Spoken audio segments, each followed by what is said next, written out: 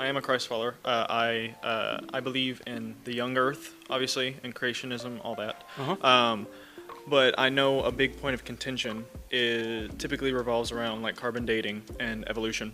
I've heard some pretty good arguments in favor of Christianity and creationism.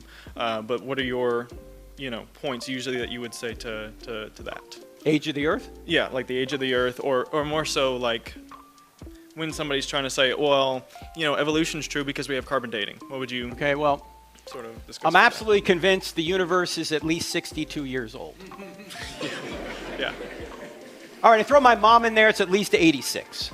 All right? Actually, I think the evidence is better the universe is old. Okay? It's a perfectly legitimate interpretation of Genesis 1 to think that it's young. But I don't think it's necessary. Why? What does the first verse of the Bible say? In the beginning. In the beginning, God created the heavens and the earth. Okay, when did God create the heavens and the earth? Does it say when the beginning was? No. What's the next verse say? And the earth was formless and void. Wait. We've gone from the heavens and the earth, which there wasn't a Hebrew word for universe. Heavens and the earth meant the whole universe. We have the whole universe created in verse 1. The next verse, suddenly we're talking about the earth. How long did that take? Does it say? Doesn't say. You say, what about the days? The days don't begin till verse 3.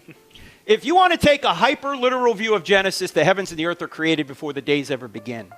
Okay? Now, John Lennox has written a book called 7 Days That Divide the World. You ought to read that book if you're interested in this topic, okay? But there's one other insight that I think is important to think about. When you're reading the Bible, you need to remember that the Bible was not written to you. The Bible was written for you. Who was Genesis 1 written to? Who's it written to?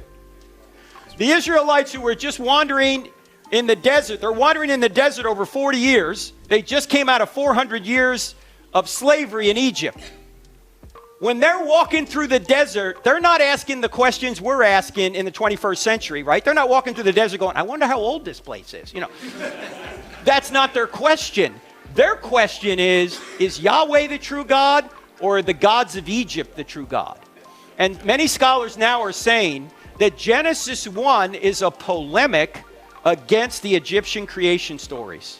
What's a polemic? A correction. That's what John Lennox also points out in the book 7 Days That Divide the World. In fact, Lennox will say the Bible leaves the age of the universe indeterminate.